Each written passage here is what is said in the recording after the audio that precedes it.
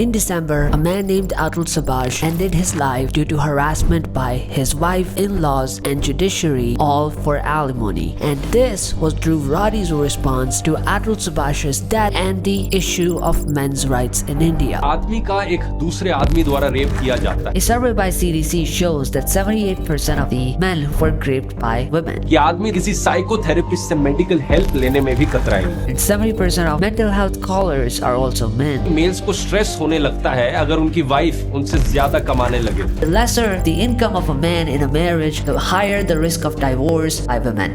Mail preschool teacher को देखकर लोग कहते हैं सेकेंडरी स्कूल टीचर नहीं बन पाया.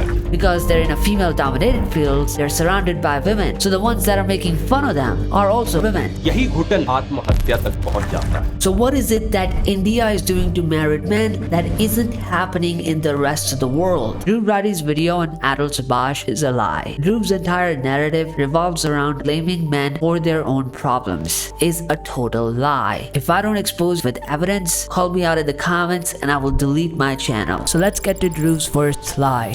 Of men. Dhruv Rathee claims, unlike women, men don't share their personal problems. Emotional castration. And this turns into depression and then later turns into suicide. मर्दों के साथ ऐसा क्यों है कि वो पर्सनल प्रॉब्लम शेयर नहीं करते? यही घुटन डिप्रेशन में बदल जाती है और कई बारी मामला आत्महत्या तक पहुंच जाता है. Few minutes later, Dhruv's own source shows that there is only 9% difference between men and women who don't seek help. इनमें से 28% मेल्स ने कहा कि उन्होंने मेडिकल हेल्प लेने की कोशिश नहीं करी है. यही नंबर फीमेल्स के लिए सिर्फ 19%. However, there is 250% difference in men and women who end their lives. Australia में औरतों के मुकाबले आदमियों का 3 गुना ज्यादा चांस है आत्महत्या. और इंडिया में भी यही कहानी है. 2021 में करीब 1,65,000 लोग मारे गए थे आत्महत्या से. इनमें से करीब 1,20,000 मेल्स थे और करीब 45,000 females. So how can 9% of the difference in seeking help be responsible for 250% of the difference in men ending their lives?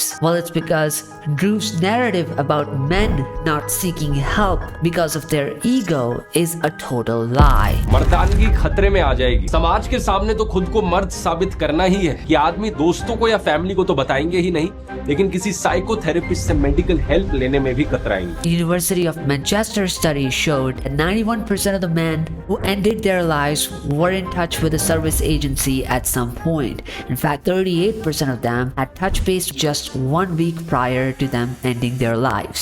This is no different in India. When Ananya and Nirja Birla started an Empower mental health helpline, 68% of their calls were coming from men. When government of India launched Iran as a mental health helpline, 70% of their calls were flooded by men. So 70% of self-deletes are men and 70% of mental health callers are also men. What makes Dhruv Rathee thinks that men reach out for help less than women? So if there's no difference in men seeking help, then what exactly is the reason why men commit higher rates of suicide?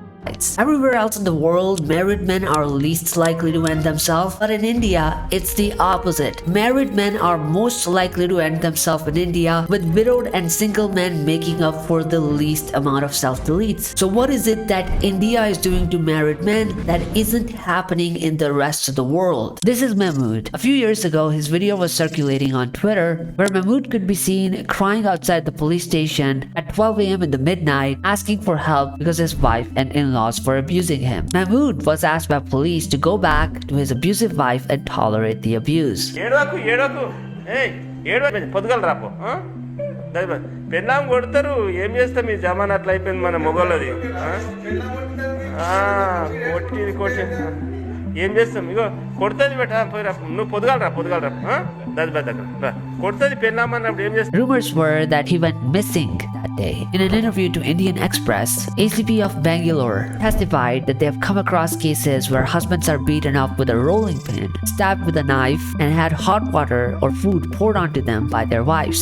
Fathers and husbands have cried in front of them, claiming that they need help or they will commit suicide. suicide because they're unable to bear the harassment and torture at home. However, there is no legal provision available where men are domestic abuse victims, so they end up sending all of them back at best after a medical treatment. So I don't know, Dhruv, which one do you think is a problem? Men don't seek help or help is not available to men? Dhruv Rathee claims that he has a psychologist that can prove him right with an anecdotal story. Joseph Harper एक therapist हैं। Washington post में अपने article में बताते हैं कि उन्होंने औरतों को अपने बेटे या पति को उनके ऑफिस में लिटरली धक्का देकर लाते हुए देखा है। फिर उन्हें स्ट्रगल करना पड़ता है इन आदमियों से उनके इमोशनल इश्यूज के बारे में कुछ भी निकलवाने के लिए। अक्सर ये सारे मर्द एक ही तरह के जवाब देते हैं थेरेपिस्ट के सामने कि ये कोई बड़ी बात नहीं है, वो तो हमारी बीवी हमें यूं ही ले आई खींच कर, इसलिए हम आ गए, ये कोई बढ़ा चढ़ाकर इस चीज को बता रहे हैं। यही कारण है कि ज्यादातर मर्द डिप्रेशन के सिम्टम्स को रिकॉग्नाइज ही नहीं कर पाते, डिनायल मोड में ही रहते हैं, उसे इग्नोर ही करते रहते हैं। While I have a psychologist that can prove him wrong, and my psychologist is backed by a study. So the number one thing that correlates with male suicide is not depression. There's one study I saw recently that suggests that 50% of men who kill themselves have no history or evidence of mental illness. Most of the suicidal men that I work with, their mind isn't malfunctioning. They genuinely have a life that is no longer worth living. They're looking at things and objectively realizing that there's no way out of this situation. I think that's what my clinical practice has shown, and there's some research to even back that up. The University of Manchester study claimed only 9% of the men that ended themselves had moderate or high risk of deleting themselves. In another 16 and 31%, it was either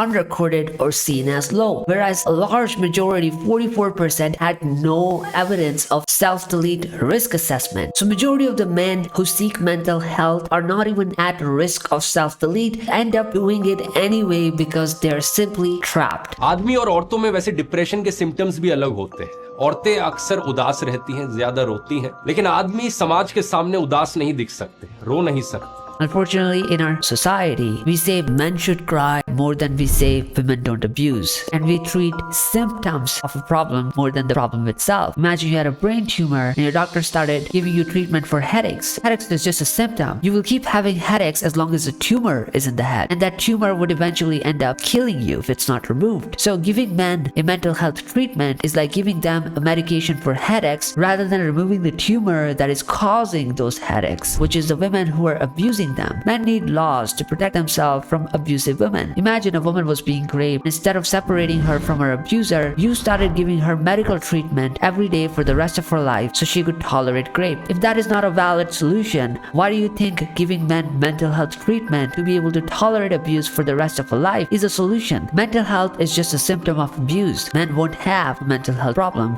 if women weren't abusing them and laws were protecting them. Which brings me to Dhruv's next claim, which is Click subscribe and the notification bell if you want to know when the second part drops, where I expose Dhruv for 3 more lies. Until then, watch this video about the double standards and cheating laws.